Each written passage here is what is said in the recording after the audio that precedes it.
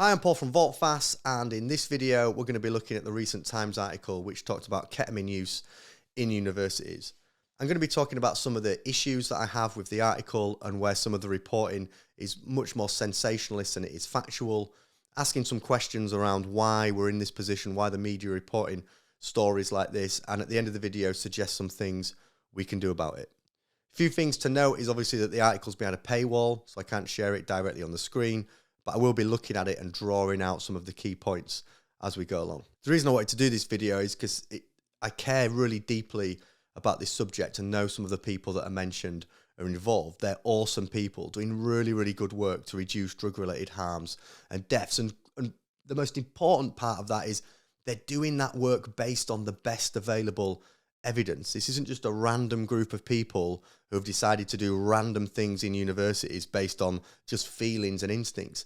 This is a group of people who have said, we don't like students dying anymore. What's the best available evidence that we have to prevent that? How do we stop students dying from drug-related deaths? And how do we put our heads above the parapet and bravely and boldly challenge policymakers and universities to do something about it? So the reason I wanted to make the video is just to drive forward that point. These are people who care so much about student drug-related deaths that they will put their name out there. They will boldly stand in front of people who hold positions of power and challenge them. That's a scary thing to do. And when people do that, I think it's important we as a community get behind them and support them and challenge things like this, challenge these kinds of inaccuracies. So if some of those people that are involved in it, that know me, that I've worked with, that are watching this video, I think you're absolutely ace. You're doing great work. Keep it up. And if there's anything that I can do or VaultFast can do to help you, you've got my number. Just get in touch. So the first issue I have with this article is the headline, which is an interesting stat. I mean, literally, that shows how much of a problem we're going to have with this. The headline is immediately an issue. How ketamine became the UK's hidden campus killer. Hidden campus killer, incredibly inflammatory language, suggests that it's kind of going around just suddenly snatching people from the campus and killing them. So I'm immediately thinking, man, there must be a lot of deaths associated with this. If there's a hidden campus killer, this must be serious. This must be big. Underneath that, I'm just going to read it, whatever, even behind a paywall. University students are strikingly vulnerable to dying from horse tranquilizer. They're strikingly vulnerable. Okay, interesting. Yet, an activist group is intent on softening college drugs policies. Straight away, the language is suggesting this is, people are dying without realising it's this hidden killer. And even though people are dying, there's a group that are trying to soften drug policies. So immediately language that makes you think, well, that must be a bad thing. Then you've got a picture of some chap who's done a great video for Bristol University just straight underneath it, probably without his permission, because he puts it on YouTube so the Times can just use it wherever they want, I imagine. Okay, so let's look at the details of the hidden campus killer and find out how many people that hidden campus killer is getting. So a few paragraphs down, it tells us that the hidden campus killer has so far been implicated in the deaths of 41 students. Now, every single one of those deaths is tragic, and every one of those deaths is sad, and is one of the reasons why we all care about this subject and want to stop drug-related harm. But the 41 deaths immediately needs context there, doesn't it? Hidden campus killer, all these students are strikingly vulnerable. And then it tells us, well, there's been 41 deaths. Now, one of the biggest issues I have with the mainstream media at the moment is it's not that they lie. It's not that they don't tell you the truth. They just tell you bits of the truth at certain times to create certain reactions. So mainstream journalists now, and this happens on the left and the right. I could do videos about some of the awful reporting on the left on this issue, although this is not the place and it's not the video, it's probably not the crowd. But they only tell you a bit and they don't tell you the full picture. So what a good piece of investigative journalism should do at this point is put the 41 into context, right? It should say there has been 41 deaths, here's the context of that. Now further down there's a table, right? There's a table that shows the number of student deaths that have occurred not from ketamine, but from where ketamine has been in the system. It's been a drug that's implicated in the death. So a student has died, and when there's been a post-mortem, an autopsy, is that the right word? I always associate autopsy with aliens. No, I'm sure it is. And they've got, there's ketamine in the system, but as well as other drugs, okay? So what we can't say from these deaths, factually, is that ketamine led to the cause of death. We can say that ketamine was in the system and played a role, okay? So that's the first fact that we need to associate with the 41. The second is the time frame in which those 41 deaths have occurred. This feels like a key piece of information. If the hidden campus killer had got 41 people within a couple of weeks or a month or even a year, that's quite a lot. A year less so, but maybe 6 months, 7 months. That's a lot of students. We really need to do something about this. In this case, there's been 41 implicated deaths from the hidden campus killer since 1999, 2 decades.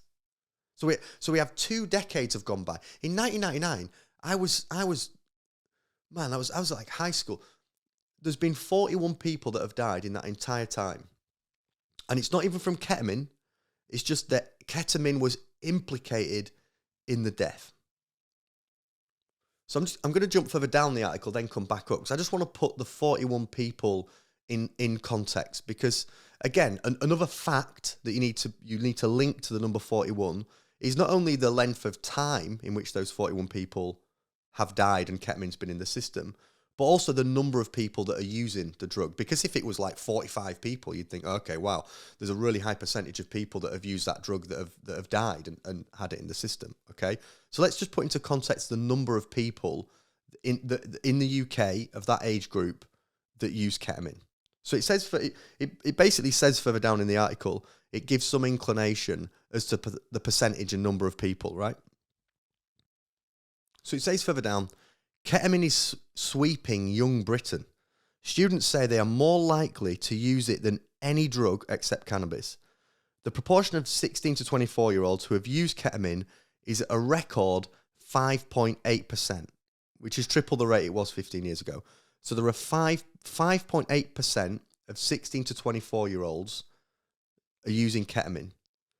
And of that 5.8%, in a 20-year period, 41 have died.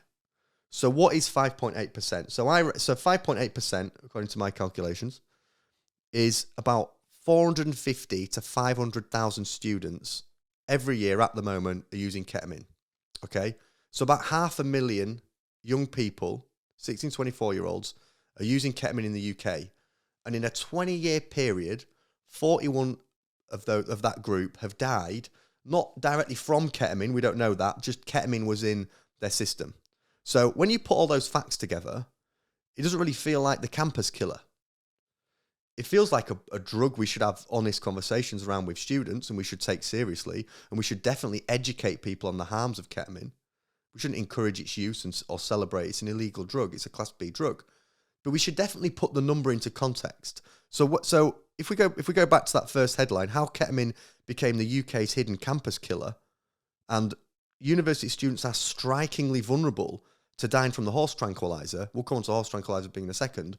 When you put into context of, actually, if it said, if someone said to you, there are around 500,000 people every year that use a particular drug, every single year, and in an entire 20-year period, there's been 41 deaths in which that drug has been in the system, would you think it was a hidden campus killer and a dangerous drug? I don't think you would. I certainly wouldn't. I could think of a whole other range of activities in which the deaths for that would be way, way, way higher. Again, I'm not saying that ketamine is without harm and not dangerous. Of course it is. I worked in treatment for 9 years. It can be a harmful, dangerous drug, and we should educate people on the risks of it. We shouldn't encourage it or promote it.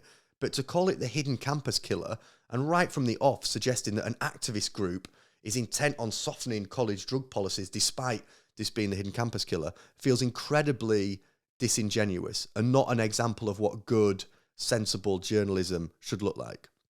The second thing is they keep calling it a horse tranquilizer. Now, again, this another thing the mainstream media do. They've done this in lots of things when we talk about medicine. They will find terminology and words that incite something, a feeling, rather than paint an accurate picture. Ketamine, in fact, it even has an example of how the horse is tranquilized on ketamine. Ridiculous journalism. Ketamine is used in medical settings frequently, all the time, up and down the country and all around the world. It's a medical drug. It's also used in psychedelic, like therapeutic sessions now. It's a psychedelic drug that we've been using in psychedelic assisted therapy. It's not just a horse tranquilizer. But if you talk about it as a horse tranquilizer and nothing else and remove all the context, again, you don't have to lie. This journalist isn't lying.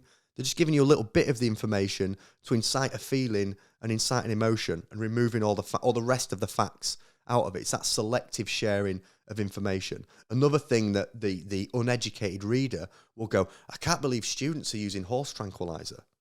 It's not the case. There is more to it than that.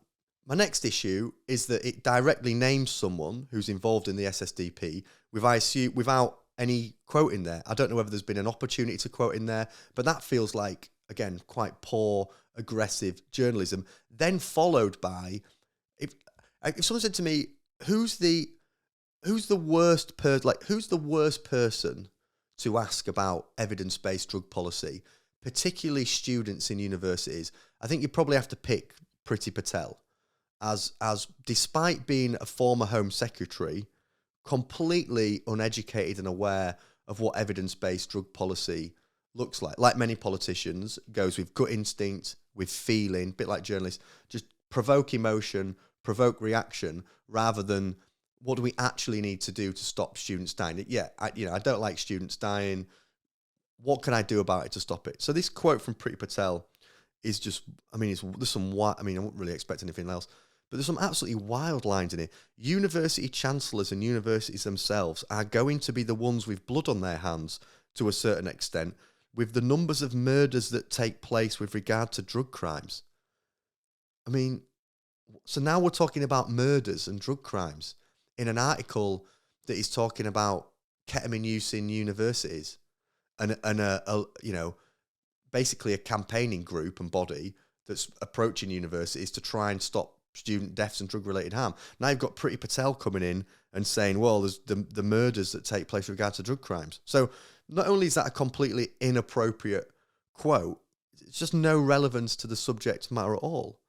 This is an absolute disgrace and poses lots of questions on what's going on in our universities. Any parent would be very worried about sending their youngster to a university if there's going to be an acceptance that students are going to take drugs. I think there's an element of truth in there that parents would be worried if they felt that universities were going and accepting drug use, but that's not what's happening. That's not the case. There is some talk about the case studies, and the journalist has obviously spoken to some of the universities and what they're doing, but there's absolutely no way that there's an acceptance of drug use. I've worked with a lot of these universities. I've been in meetings with these universities. I've done workshops with these universities. I've met the staff. There's no acceptance whatsoever. There's just a willingness for people to not die or experience harm. They want people to come forward. So there's then a section of the article in the middle where there's this kind of dissonance, this cognitive dissonance that starts to emerge, where there are specific case studies that are shared of young people who've tragically died where ketamine has been in the system, and kind of highlights some of the issues that are at play that the SSDP and other groups like ours, other harm reduction advocates, would support. So it talks about one young guy at 23 died of a drug overdose at a dealer's flat in 2019 after becoming addicted to cocaine. Again, not ketamine, but cocaine. Students were aware of his drug use, but zero tolerance meant that no one alerted the university. This is why a harm reduction approach is needed. You don't want to punish and scare people. You want to say, look, we don't want you to use drugs. We don't think using drugs is a good idea. It has loads of risks attached to it. And, you risk getting in trouble with the police if caught in possession, openly using it, keeping it in your accommodation. However, if you want to talk to us about it and come forward, that's okay. We just want you to be safe. And more of that equals less. So what's really confusing about this article is it then provides some case studies and kind of highlights a little bit, to a very small extent, that stigma plays a major role in people not seeking help and doing something about problematic ketamine use, or just someone who's in need and needs help. It mentions how stigma is a problem. But this section doesn't fit with anything else in the article. It doesn't fit with the headline. It doesn't fit with the way in which the data is presented. It doesn't fit with the quote. There's not enough quotes from there from people that do have evidence-based positions. I've not spoke to any experts on evidence-based drug policy, no lecturers, no academics. And then it ends in a bizarre way as well. So you have this middle bit where they've actually made some attempt to speak to case studies and found out what's gone on. But the rest of the article just doesn't fit with that narrative at all. It's really, really, really confusing. It kind of says that the rise in use and harm from ketamine happened around the same time as universities began softening their drug policies, but then says the events are unrelated. But the whole article seems to be an attempt to make that a relation. It's opened at the beginning.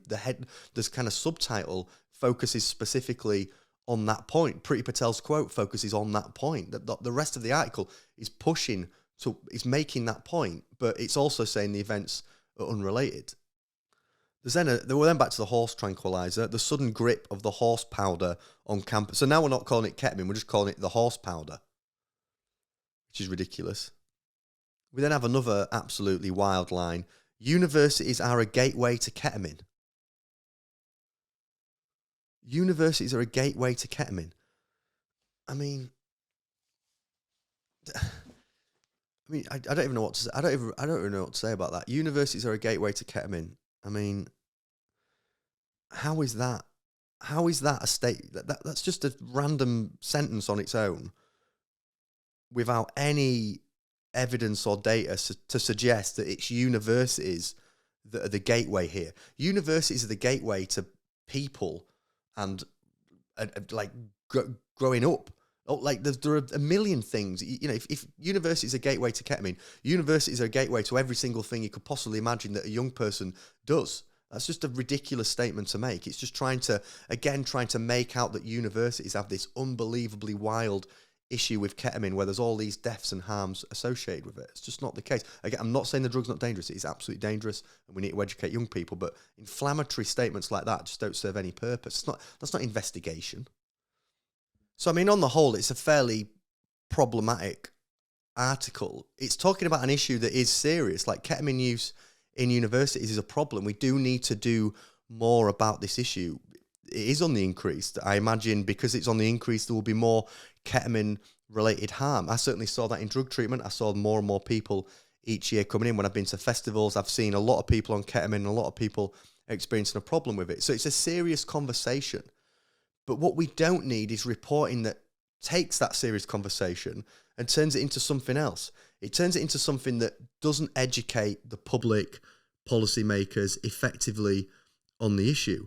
It just makes it more inflammatory. It over-eggs the problem and instead talks about the sharpest end, the most dramatic end of the spectrum, death, rather than what we really need to be talking about, which is the way it'll impact on your bladder. Like long-term ketamine use is dangerous and problematic for the bladder. Like people lose friendships and relationships through problematic drug use. We should be having much more nuanced, sensible conversations with the public. But in this case, it's not happening. And to be honest, I don't see this happening in any area of the mainstream media. The way in which the mainstream media have started to report drugs and drug use is just a way to get you to read the article and share it and have a strong reaction, to feel like there is a problem there. And often, depending on where the paper sits, it's just reinforcing its reader's position. It's not saying, here's an important, interesting subject. My job as a journalist is to give you the facts in as much detail as possible so you can make educated, informed positions. The position is, how can we write about this in a way that will invigorate, interest, excite our readers? It will shock our readers and our users and drive forward a particular position. Thankfully, I feel like the public are starting to realise this and wake up to it. We're seeing media outlets reduce in power, in reach. They're on the decline. We're seeing a rise in social media, in independent journalism, in people just thinking, I've got an opinion, I want to put it out there. And again, that's not without challenge or problem, but the whole media landscape is starting to shift and change in front of us. And I think what we can do as people that care about this subject is proactively challenge articles like this. The comment sections are really interesting. The comment sections on this article is just full of people being like, this is really misleading. It's completely wrong. It's full of complete inaccuracies. That's a good thing. I think if people can get on the article and comment in a kind way, challenge it appropriately, that's a really good thing. But I also think it's time we started to get out there and create our own content, challenge some of these outlets, challenge some of these papers with the facts. Again, don't get trapped in it and just go completely the other way. You know, ketamine's completely safe. What are you talking about? Challenge it appropriately, get a sensible message out there. So I don't know what more to say about this, really. It seems like a very frustrating article. I've actually worked with that journalist before and found him like really sound, super nice guy. He got a front page for us on a previous report we did and met him multiple times. Thought it was really lovely, reported on it really well. So it's quite confusing to kind of see this one come out. And I guess I wanted to add that I know how papers work, I know how like editorials work, and sometimes a journalist will write a piece which is really nuanced, has got lots of information in there, and it goes through that editorial process and comes out the other side. So if people are speaking directly to that journalist, just be aware of that process. It's not as simple as the journalist gets to pick every single word. Often you work for the paper has a final say on what's said, and my interactions with that journalist have been really nice. I think he's a really sound, nice guy. Obviously this is exceptionally disappointing, and it's talking about people that I know on a personal level. It's talking about things that I've seen and been involved with for a number of years, and I think is completely misleading. But that being said, recognize the institution that people sit with him and what they're paid to do and the pressures that they're under. So anyway, I'm going to stop ranting about this article. If you're one of the people that was affected by this, whether it be someone who's lost someone that you care about due to ketamine use, lost someone that you care about due to drug use, or have been named and talk about in the article and have found that difficult and rough, then yeah, like I said at the beginning of the video, let us know if there's anything we could help. You're doing amazing work. Let's all stick together. Let's appropriately and effectively challenge the mainstream media, and let's all keep pushing towards reducing drug-related harm and death. Thanks for watching. I'll catch you next time.